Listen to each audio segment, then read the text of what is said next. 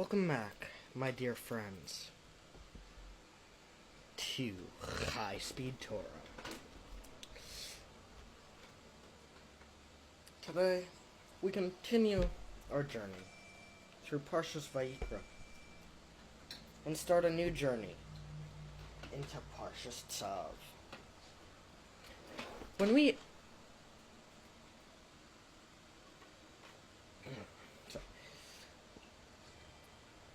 we talk about Parshas Vayikra, the Torah begins softly. Vayikra el Moshe. Hashem calls to Moshe. Not commands, not orders. He calls like someone saying, "Come closer. I have something important to share with you."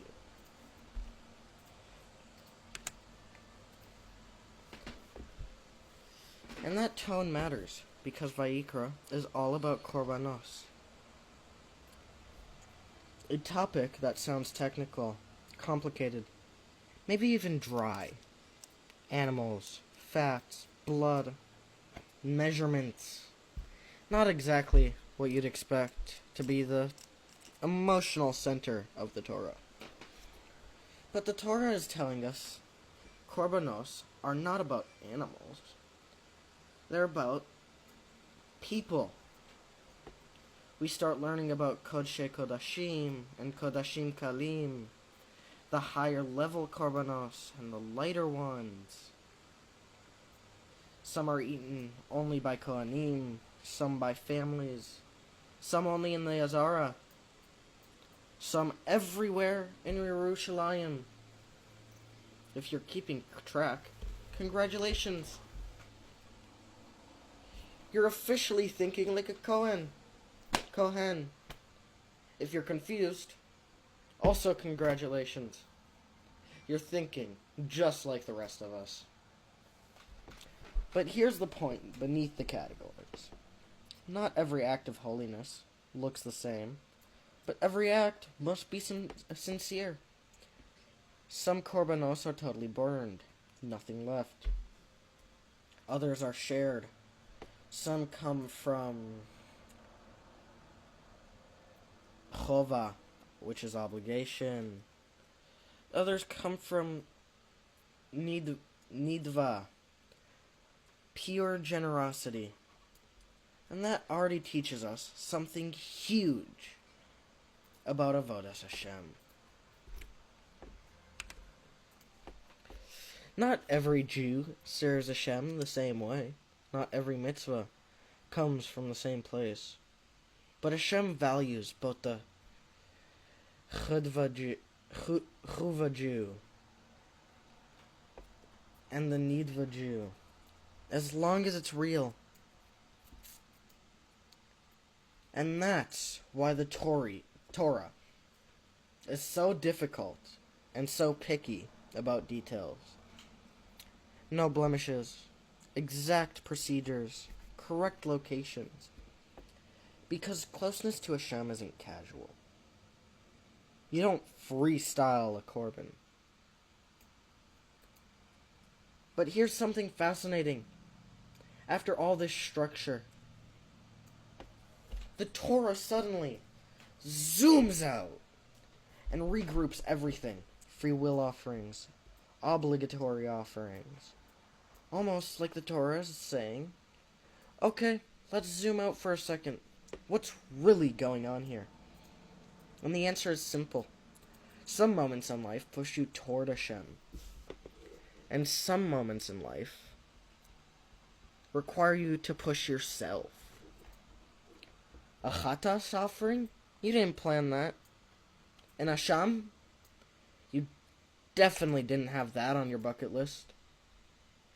But an olah or a shelamim, that's you saying, I want closeness.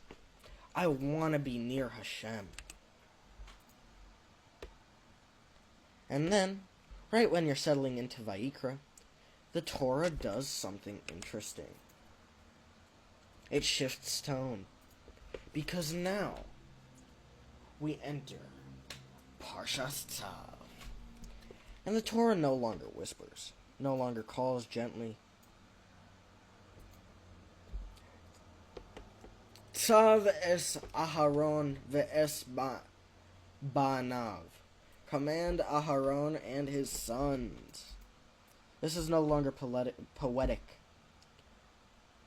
This is not inspirational language. This is avoda language. Why the change? Chazal explains something very real here. Where there is loss, when there is routine, when something costs you every single day, people slow down. Even Kohanim, even holy people. Especially when the mitzvah involves money, effort. But let's be honest. From my personal experience anyway. Waking up early. The daily Olah had to be brought every morning, every afternoon, with no days off. No, I'm not feeling it today. Hashem knows human nature. So he says, this needs tzavui. This needs pushing. And suddenly, korbanos aren't about inspiration anymore. They are about consistency. And here's where it gets uncomfortable. Because Tzav isn't speaking to the average Jew, the average Yid. It's speaking to the Kohanim, the spiritual elite, the ones who live in the Beis HaMikdash. And Hashem is basically telling them, don't get lazy just because you're holy. There's even that famous Gemara about Rabbi Yishmael ben Elisha. One Shabbos, he was studying by candlelight. He says, I'll be careful. I won't move the candle or adjust the light. He wasn't careful, though, and he did accidentally move it because he forgot. And he wrote to himself a note after Shabbos. When the Beis HaMikdash is rebuilt, I owe a korban. That's not fear. That's integrity. And then Chazal add another layer that feels almost relatable. Someone eats non-kosher fat by mistake. And you have to write it down, the exact amount. Because when Mashiach comes, the Beis Din will calculate it. Which is wild. It's absolutely insane when you think about it. The Torah assumes a Jew says, I made a mistake, let me document it so I can fix it later. No denial, no excuses, no, it wasn't that much, or no, it wasn't such a big deal, yada yada. That's avodas Hashem. So Vayikra teaches us how close we can come.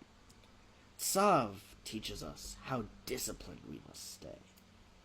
Vayikra is the calling. Tzav is the grind.